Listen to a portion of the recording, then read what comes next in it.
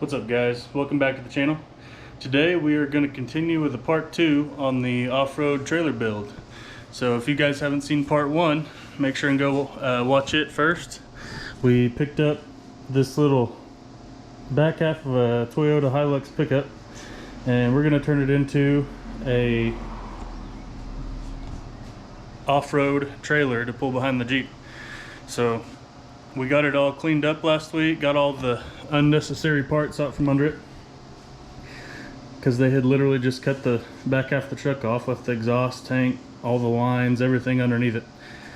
And yeah, so we're gonna take this thing out to my dad's. He just got his lift put up in his shop finally, so we're gonna take it out there and use his lift to get this thing sitting a little higher.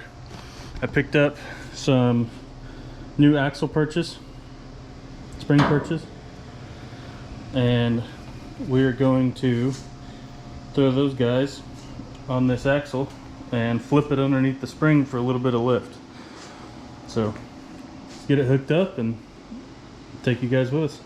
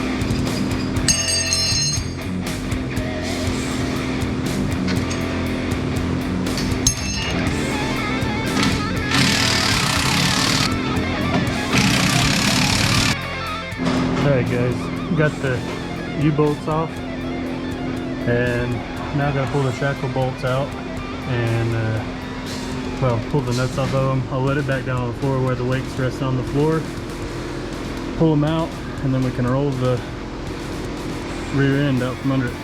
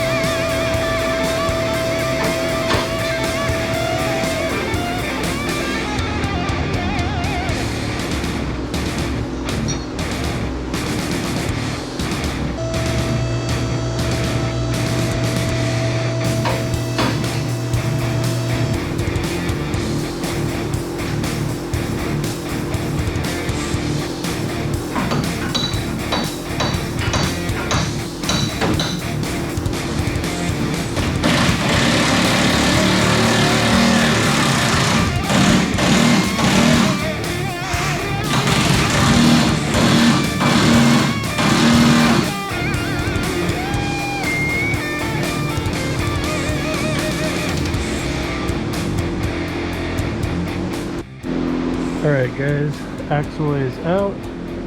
Went ahead and hooked the springs back up. Got the shackles all tightened down. And now we're going to weld the new perches on.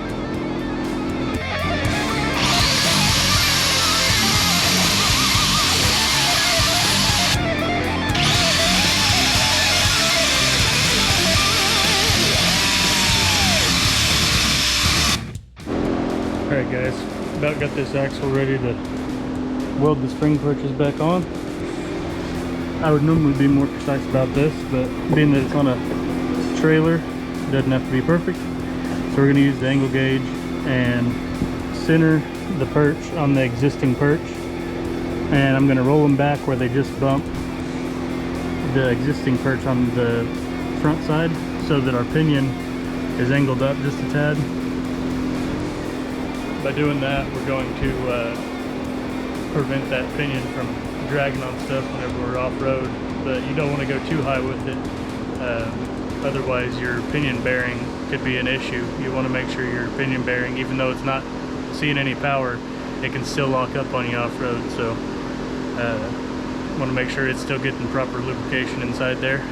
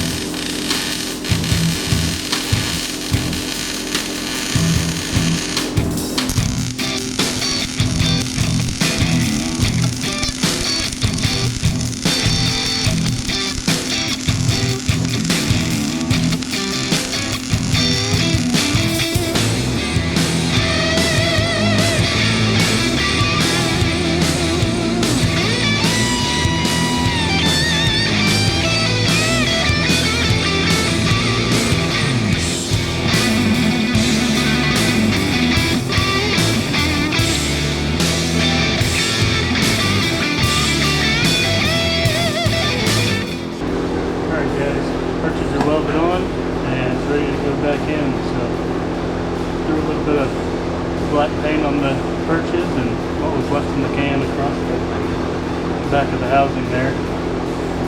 So yeah, I'm gonna throw it back under here and get her bolted up.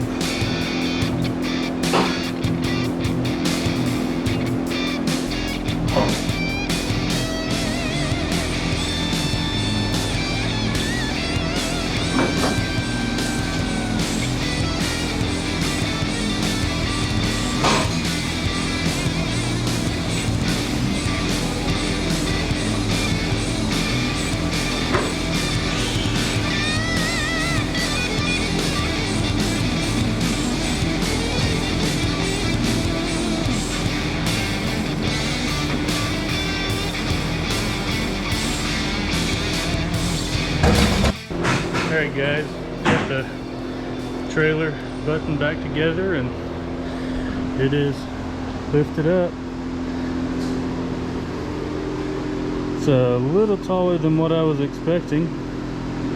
Probably a little too tall for my taste really, but I think it'll do the job. About to mount up some of the 15x8s and 33-inch tires that we have over here for my dad's Jeep. We're about to lift it as well. I'm gonna throw a couple of them on this trailer just to see how it looks. Well, for fender clearance, that's about right. Unless you're wanting to trim the front and back of the fenders.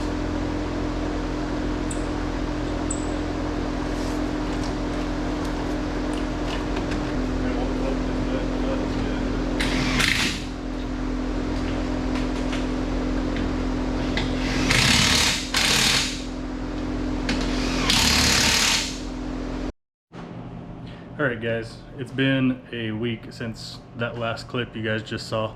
Was having some GoPro overheating issues out there in my dad's shop. It was like 112 degrees out there, so it kept overheating on me, but I think luckily you guys saw right up until the end of the lift process.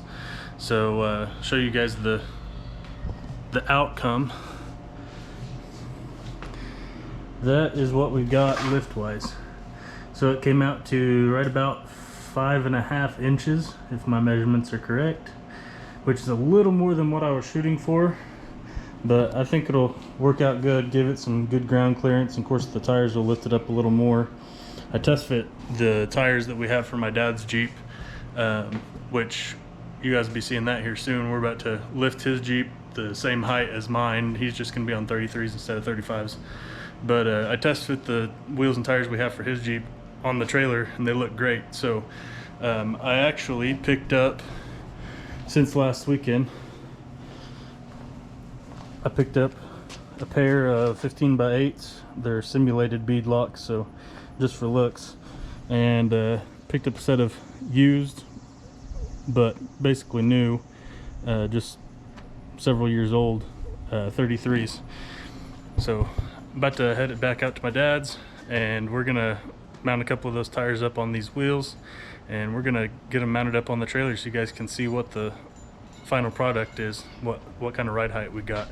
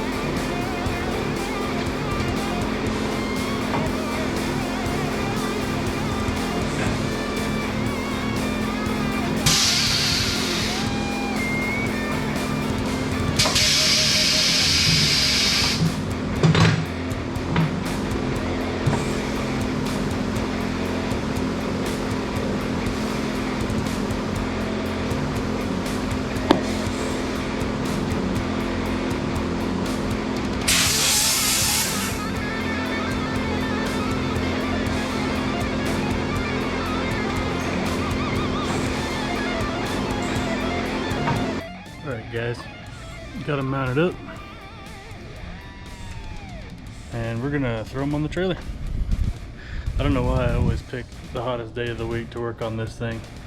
It is freaking hot out here. Let's get them on.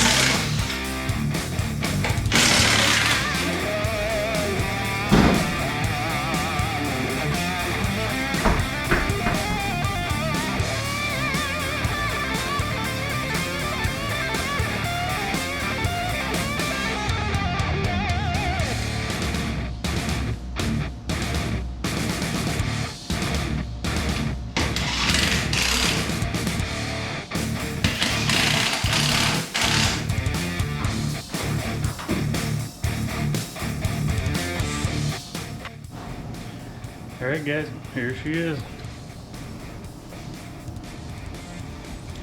Turned out pretty awesome. Got some good tire clearance there. Trailer is leaning a little bit right now, leaning to the passenger side, but I think might have got one of the shackle bolts kind of bound up a little bit. Looks like one of the shackles is leaning more than the other, so gonna wind up being a pretty good height. I mean, it's definitely taller than what I was originally wanting, but I think it'll do. Well, with that, it's gonna be it for this one. I'm gonna go in and shower because I am crazy sweaty. But make sure and subscribe to the channel if you haven't already. Give this video a like, and make sure and come back for part 3. I'm gonna go ahead and cut this tongue off of this thing. I decided I'm just gonna rebuild the whole thing, cut it off basically flush with the front of the bed, and rebuild it out of some 2x3 and receiver hitch tubing down the middle, and probably gonna get a lock and roll hitch for this thing. Wasn't gonna spend the money on that, but I think it'll be a good option for it. Keep it from binding up out on the trail. So, yep. See you guys next time.